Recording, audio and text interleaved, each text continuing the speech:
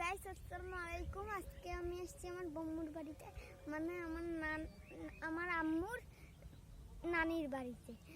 তো আমি এই নদীটাতে গোসল করব, কিন্তু করতে পারবো কিনা জানি না। বেলা প্রায় কোথায় চলে আসছে। তো আপনারা একটু দাঁড়ান, আমি আমার কাপড়গুলো চেঞ্জ করে নিই। তো এখন আমি পানিতে নেমে পড়ছি, কিন্তু পানি অনেক ঠান্ডা।